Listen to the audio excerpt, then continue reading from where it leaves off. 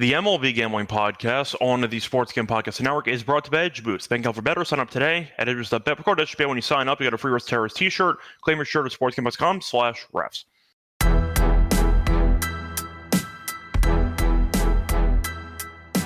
And welcome everybody to the MLB Gambling Podcast here on the Sports Gambling Podcast Network. It is currently Friday, June 13th, around 5 p.m. Eastern Time, here to break down the games for Saturday. Supposed to be with Alante for the show today, but unfortunately he had some car trouble. He could not actually make it on time, so I'm going solo for the show, coincidentally on my birthday. So we are going for a solo birthday stream here on the MLB Gambling Podcast, but either way, point is show must go on. We'll keep it rolling. So we're going to get into the games here for Saturday in a second. Looking briefly at what happened so far today, there's been one game with 2 runs, and right now we're in extras. It's 1-1 in the 10th inning. Pirates have the bases loaded right now with no outs, and Skeens once again got a no decision. Who could have seen that coming? Anyway, point is, there's only one game going on, and it didn't go final yet. So nothing really to talk about there. I know, of course, Adam and I did the prop show earlier today for the Friday game, so we already talked about the Savali trade to Chicago. I have no real thoughts on that. I do think Adam was right, though, that it does feel like Savali is a really toxic teammate, which is why he keeps getting shipped off to different places. But besides that, nothing else that was really, I'd say, newsworthy in baseball up to this point. The Angels are calling up more. They are calling up a former top 10 pick from last year's draft. Basically it. I know Senga got injured as he was trying to reach for that play at first base. Ended up getting injured. He'll be on the IL with a hamstring issue, so that's definitely not ideal.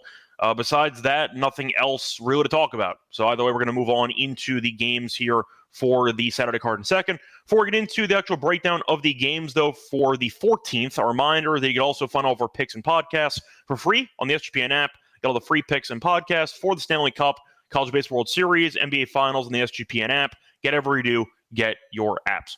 Moving on to the actual games here for Saturday.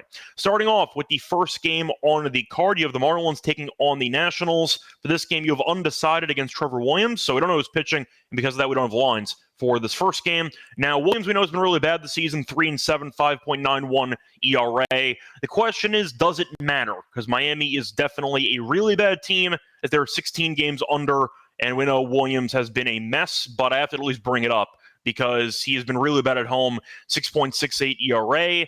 The thing is, he has been a little bit better lately. He has given up less than 3 earned in 2 of his last 3.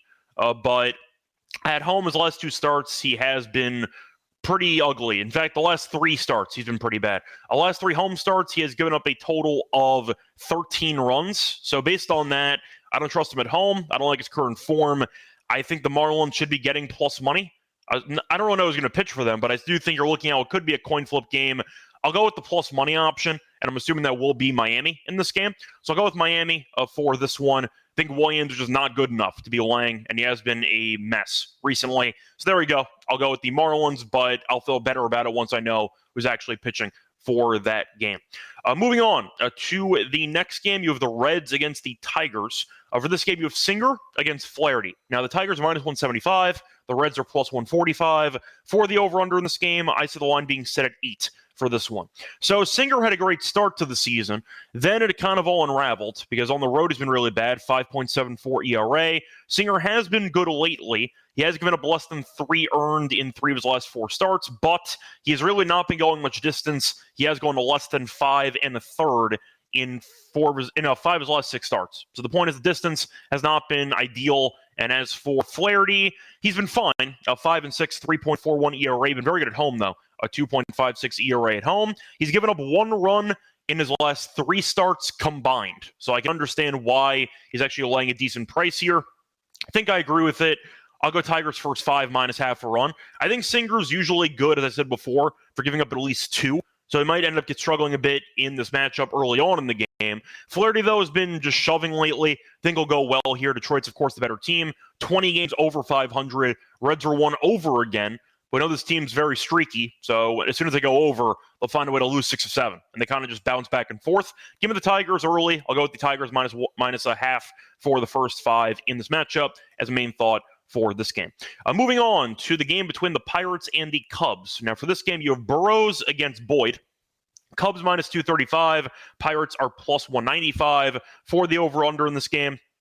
I see the line at 7.5. Now, Burrows got called in midseason, and he's been really, really meh. Really nothing else to add. Been better lately, though. The last 2 starts in 9 2/3. So not much distance, but he's only given up 2 earned. So he has been better.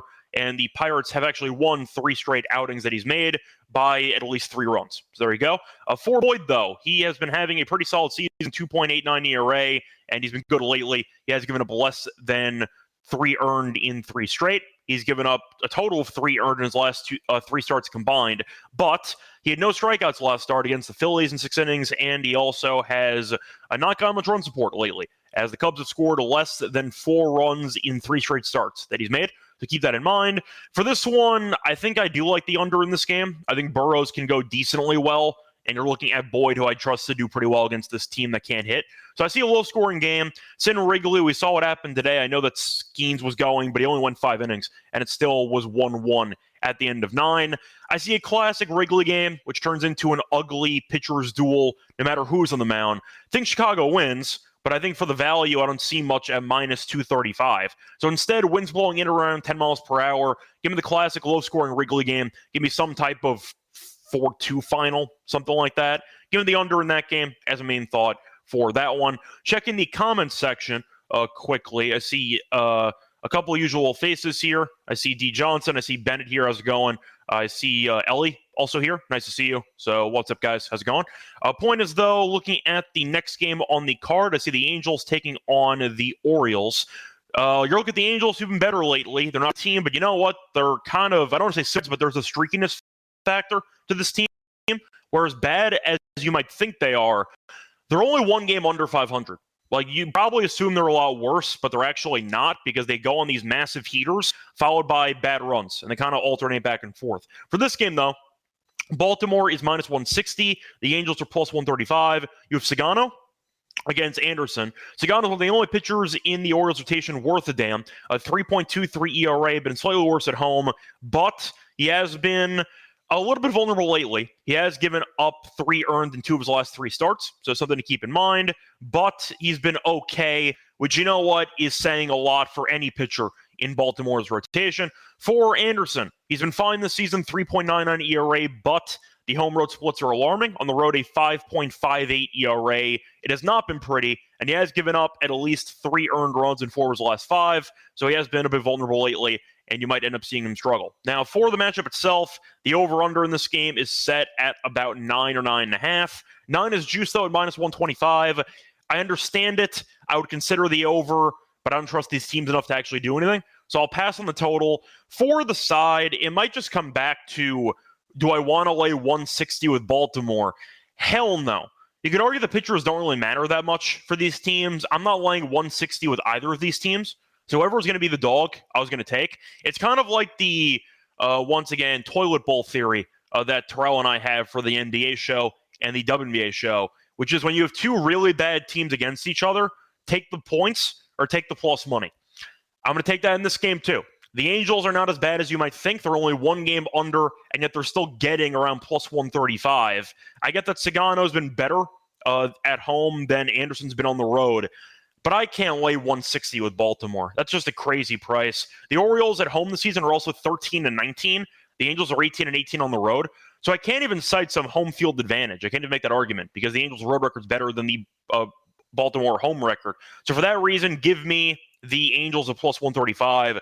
It's just a really steep price for a bad team. Objectively speaking, the worst team in this matchup. So based on that, give me the Angels plus 135 as my main thought for this game. Moving on to the Blue Jays taking on the Phillies. Now for this game, you have Francis against Sanchez. The Phillies are minus 180. You have Toronto at plus 150. For the over-under in this game, I see the line being set at 8.5. Francis has been a mess this season, 2-8, 6.12 ERA. Better on the road, though, 4.4 ERA on the road. But last 2 starts, he's gone 5 innings, 11 runs. So it has been quite ugly for Francis lately. It's been bad all season for him, but it's not gotten better as the months keep rolling along. Sanchez, though, has been really good. 5-2, 3.1 ERA. He has given up less than 3 earned in 3 straight. I feel like this price is understandable for the expensiveness when you're factoring in how good Toronto's been as Toronto is 8 over right now. They're 1 under on the road, though. So they have been a pretty good home team. But I think 180 is a price that you can definitely work around with either the run line or the first 5 run line. I'll go with that as my thought for this game. I think Sanchez goes well. I don't trust Francis at all. So give me a Phillies win here, probably multiple runs. I'll go with the Phillies minus 1.5 as a choice here as well, which you can find at around. Sorry, trying to find the Phillies here. Where is it? Is it not listed here on the database? Okay, either way, I see it. It's at plus 126 for the run line for Philly. It's a very good price with Sanchez pitching against Francis. Give me the Phillies first 5 minus half for run. That'll be juicy. That's probably like minus 135. Or you can find the full game run line at plus 125. I don't mind that either. But I think Toronto's overvalued with their current form based on how bad Francis has been all season long. Moving on to the next game, you have the White Sox taking on the Rangers. Now, for this game, undecided against DeGrom, so we have no listed pitcher for the White Sox, and because of that, we have no actual lines for the game. Texas will be in the $2+ range. They have to be with DeGrom pitching. They've been really good offensively lately. They scored 16 runs in 2 of the last 3 games. I believe they've won 4 or 5. They're playing better, and you're looking at that division. It's more open than you think. I'm not saying the Texas Rangers will win the division, but they're only 5.5 back just by being in 4th place. Like, Houston's in 1st place. They're 8 games over. Houston's the only team above 500 in that entire division. So the AL West has been underwhelming once again. And the Tigers are, for example, an explanation or an example of a very good division leader because they're 20 games over. The Astros are fine, but that division is really not worth a damn. So based on that, the Rangers, if they keep it going, Carter's been very good lately. They've gotten some of the bats to get warmer recently. You could argue that the Rangers might be an interesting candidate for maybe a Cinderella run if you want to go for a division long shot in the last couple of months. Not saying it's going to happen, but I do think that division is still up for grabs, and I do think the Rangers have kind of figured some stuff out offensively. Even Berger got a couple of hits yesterday. So maybe that carries over into this game, or maybe carries over into the whole weekend. But give me the Rangers minus 1.5, whatever that line's going to be. I don't know what the line's going to be, so I can't really talk more in detail about it, but I do think the Rangers offense has gotten going a bit more, and DeGrom should go well here. Give me the Rangers in this one. Think it will be a pretty entertaining game, but I think that the Rangers, assuming the bats have actually woken up again, they can coast in this game. So I'll go with the Rangers minus 1.5 in that one. I see David asking about Francis under outs. I'm not taking the over outs, I'll tell you that much. I don't have any faith in Francis at all. So if you're looking at a Philly offense that can be dangerous with Schwarber, with a lot of the other guys in the lineup, I know Harper's still banged up. I can see Francis struggling a lot. Even if he goes well, Toronto might pull him relatively early to avoid the blow-up inning. So I don't mind the under-outs here for Francis. I think he might struggle in this game in general. So I'll go with that as well for a prop. Now, moving on to the next game, you have the Rockies against the Braves. Now, for this game, you have a matchup between Dollinger and Strider. Strider kind of turning into Alcantara a bit after coming back from the Tommy John or the serious injury. Just over, just really bad. Really nothing else to add there, but the Braves hold my beer, laying 350 in this game. Rockies with Dollinger are plus 280. Strider's been a mess, but Dollinger's been worse, 6.85 ERA compared to a 5.4. Strider, though, has been bad at home.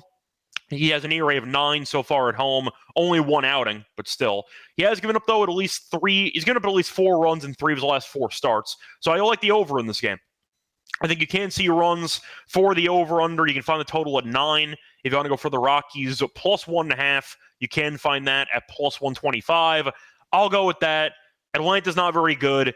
Yes, they're a lot better at home than on the road, but Strider's been, objectively speaking, overvalued every time he's pitched. He's been that bad so far in the rotation since coming back from injury. Again, I think you're looking at a spot where the Braves might win the game, but I think 350 is insane. Strider, who's 0-5 in 0-5 pitchers at minus 350, I got to pass on that. There's no value there at all. Give me Colorado. I think they can't wait to maybe win the game. I think there's a lot of value on that. Every year you'll get one team that gets up for a game where they're like a plus 300 dog, give or take. I think this game could be an interesting candidate. You're looking at the money line for Colorado being around plus 280. I get this team stinks. I'm aware of that, but damn, that's a massive price. I'll go with the Rockies. I'll go with the over. Give me a fun, high-scoring game where maybe the Rockies compete and find a way to hang in there and maybe even steal the game at the end. Before we get into the remainder of the card for Saturday, reminder they're brought to you by our sponsor, which is SGPN, first ever bank for bettors, ensuring that all your transactions are approved, reduces fees and no minimums, catch records as well, hence on approval. For opening deposits time today, at Bet Pro at SGPN. When you sign up, you get a free Rose Terrors t-shirt. Claim your shirt at sportsgame.com/refs to claim your free shirt. We're also sponsored by Circa because they're still doing their ultimate fantasy ball giveaway for a 12-person league to draft in Vegas. Featuring VIPs for their stay. You get a limo ride from the airport, a $5,000 tab for stadium swim, and a hotel stay for you and your 11 league mates. You can always get 15% off everything at the Circa properties with promo code SGP15. Enter the ultimate fantasy ball contest for free by going to sportsgame.com's rhythm, sportsgame.com/CIRCA. Welcome back, everyone, to the MLB Gambling Podcast. Finished going through the first couple games on the card for Saturday. Time to keep it rolling here. Moving on to the next game, you have the Rays against the Mets. You have Rasmussen going up against McGill. For this one, the Mets are minus 150. We know they're insane at home. They're 27-7 at home. They're a monster in Citi Field. For the Rays, though, they've been pretty good. They're 36-32. The over-under in this game, though, is set at about 7.5. Now, McGill this season has been fine. Does not go much distance. Been very good at home, though. 2.16 ERA at home. He's allowed less than 3 runs in 3 of his last 4. So he's in pretty good form as well, but mostly going 5 innings. For Rasmussen, though, he's been great this season. 5-4, 2.22 ERA. You're looking at his recent numbers. He's allowed 2 runs. 2 runs in his last 5 starts combined. 2 earned runs. He has been absolutely shoving. Now, you're looking at his outs, and you're looking at his overall pitch count. He's usually done in the high 70s, low 80s, so he's probably also going about 5 innings in this matchup. So you might be tempted by a first 5 under in this game, which I do not mind. I'll go Tampa first 5, and I'll go with Tampa first 5 under. I think I would just want the starters. McGill can go fine. Rasmussen I like. He's in great form, but neither guy goes length. And for that reason, I'll pick a low-scoring start to the game. It's a low total for a reason. I agree. Give me the first 5 under 4 in this game. I'll back the 2 starters. I'll avoid everyone else and give me a low-scoring start to this game. That's kind of where I'm at for this one. Moving on to the next game, Twins against the Astros. Now, for this matchup, you have the Astros in first place, despite really not looking that great. But they're very good at home. They are 24-13. For the Twins, they are 16-20 on the road. Bad series pitching-wise against the Rangers. See how they look in this one. But you have Brown against Ryan. Good pitching matchup. Houston's minus 130. You have Minnesota plus 110. For the over-under in this game, I see 7. Now, even though Ryan's been good this season, a 2.96 ERA, he has given up 7 runs in his last 2 starts combined. So he's been a bit vulnerable recently. For Brown, though, he's been incredible. 1.82 ERA. His ERA at home is 0.88. He's given up 2 runs in his last 3 starts combined. I understand that both pitchers are good. I get it. But you're looking at Houston, who's the better team based on record. You're looking at Houston, who has the better starting pitcher in this game. And Ryan's also not been great lately. And it's only minus 130.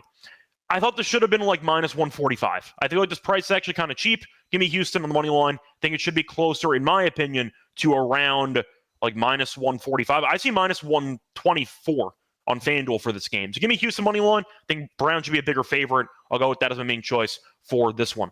Moving on to the next game, you have the A's taking on the Royals. Now for this game, you have Lopez against Lorenzen. For the lines, I see. Trying to see if I can actually find lines in this game.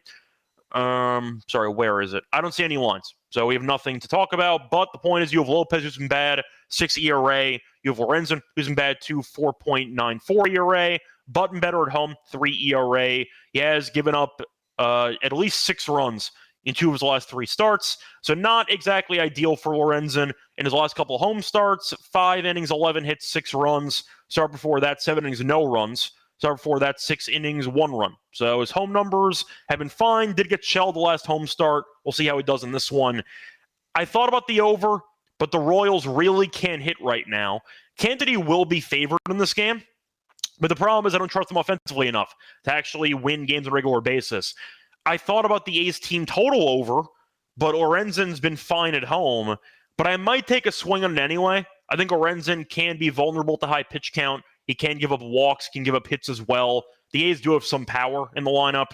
I'll go with the Lorenzen struggle a little bit in this game. Give me the A's over for the team total for this game. Don't have lines in anything, though. Apologies, but Lopez is really not that good. I'll avoid him. Give me the A's team total over for that one. Moving on to the next game, you have the Cardinals taking on the Brewers. You have Palante going up against Quintana. Brewers are minus 125. Cardinals are plus 105. The over-under in this game is set at about 8 or 8.5.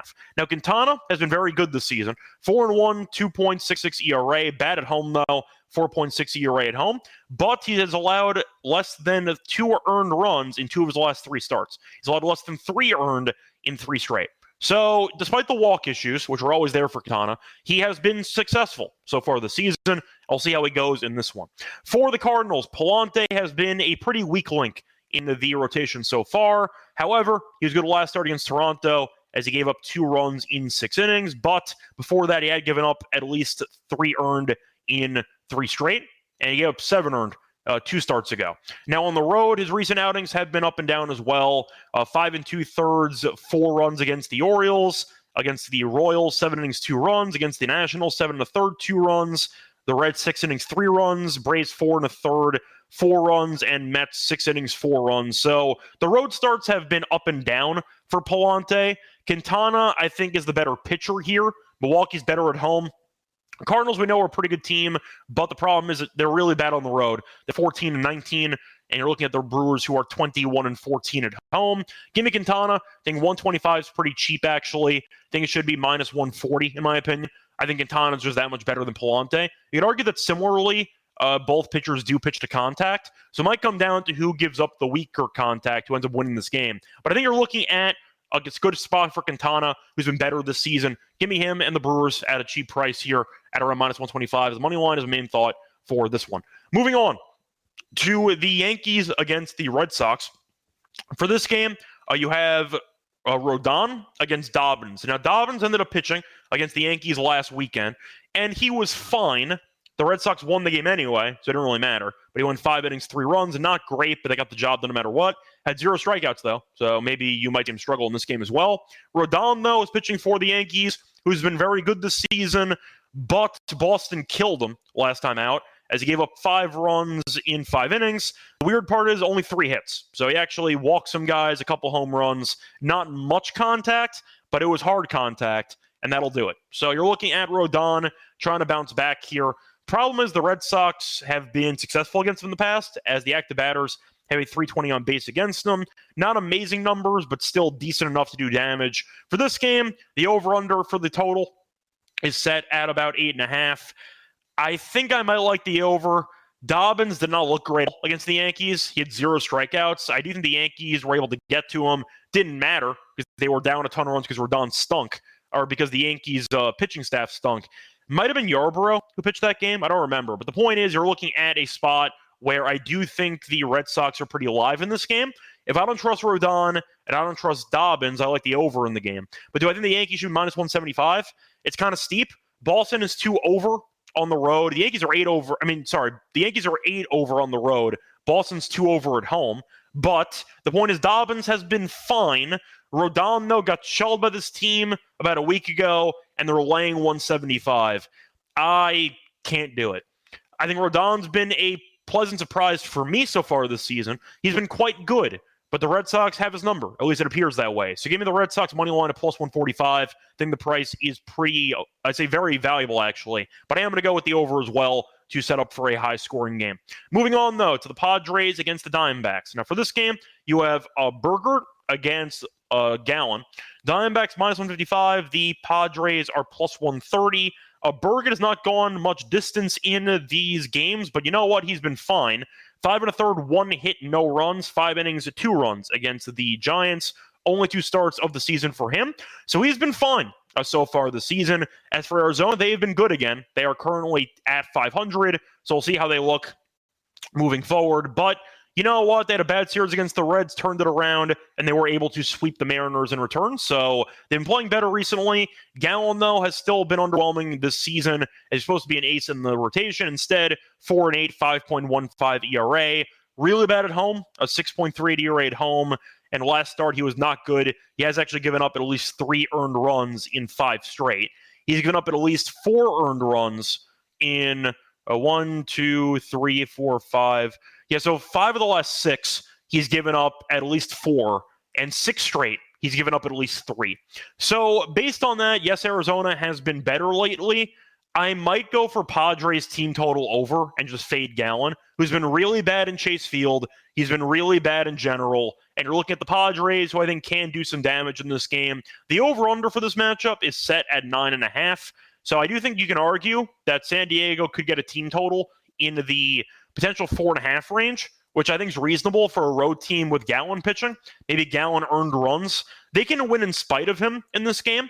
So I'm not saying that the Padres are guaranteed to win or anything, but I do think you're looking at a spot where Gallen is overvalued. He's been quite bad at home, been bad lately. San Diego offensively has been waking up a bit more recently, so I do think you're looking at the Padres, who can do some damage. They ended up scoring 7+ runs in 2 of the 3 games against the Dodgers. That was at home, though. They've been significantly worse on the road. But I think you're looking at Gallen being overvalued here. Give him the Padres team total over for this game. In this one, if you want to get really, I'd say, creative, you can go with the Padres' first 5 money line in this game. If you trust Berger, who might struggle in this game, who knows? But Gallen has been a mess. I think the value is on San Diego for this game.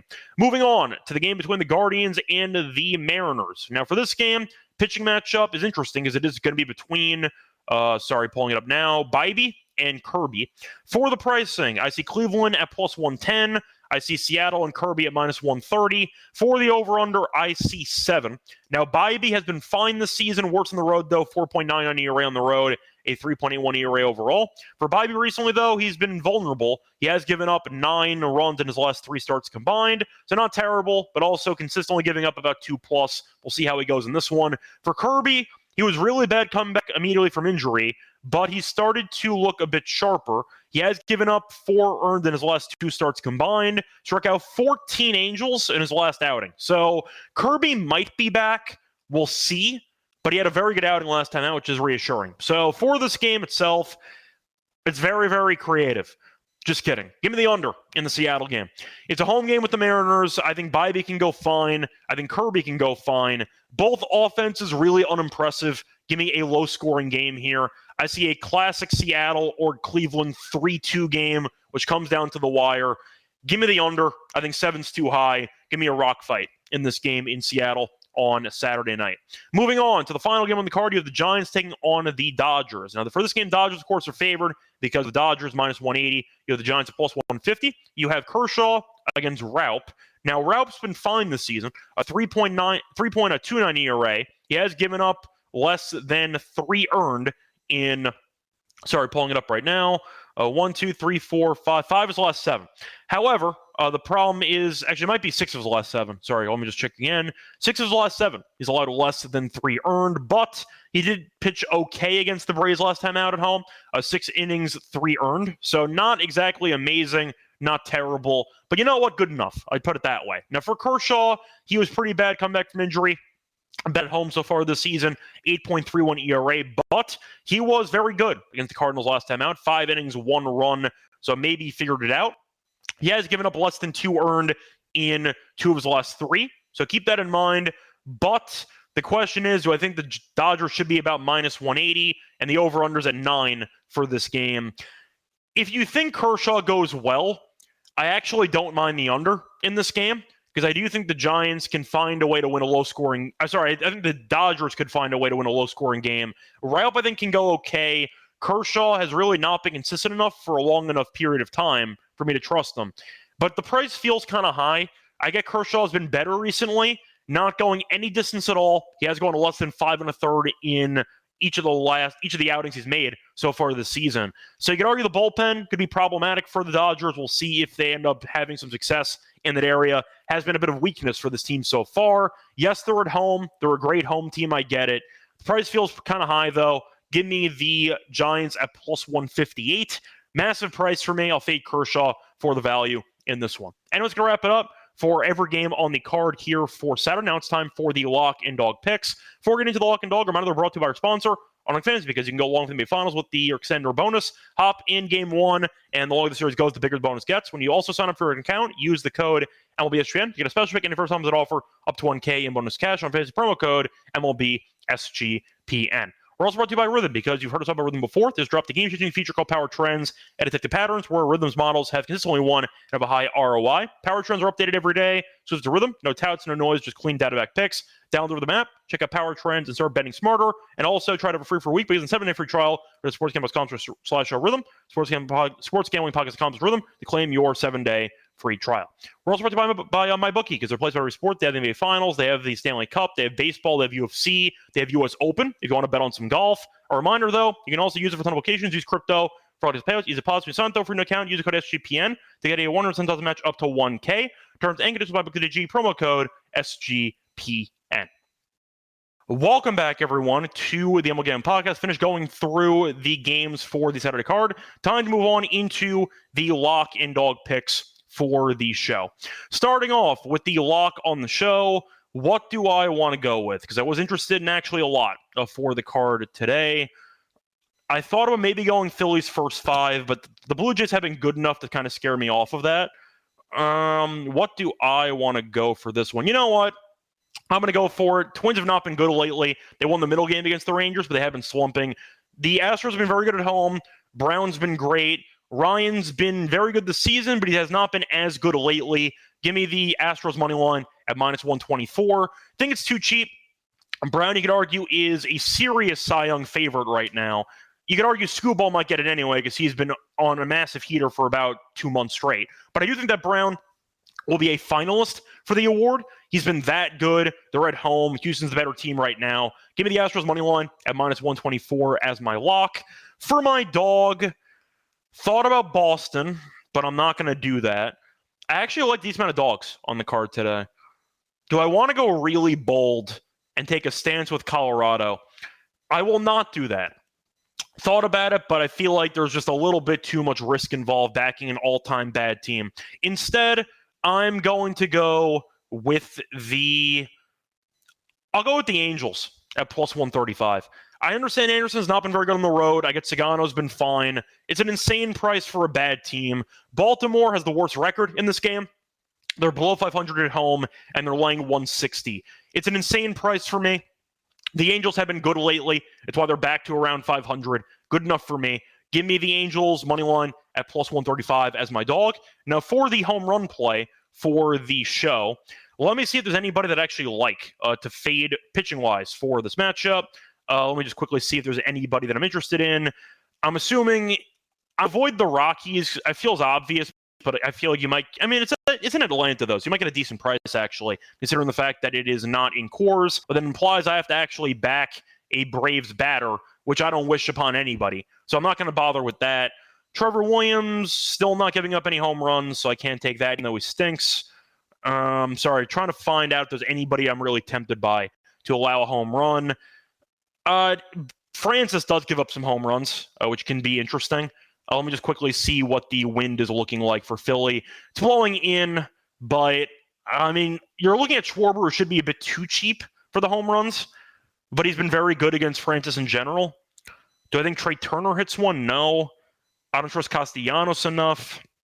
I'm not really sold on the actual lineup for Philly for the home runs here. Schwarber makes sense, but his price is too cheap for me to consider at this point.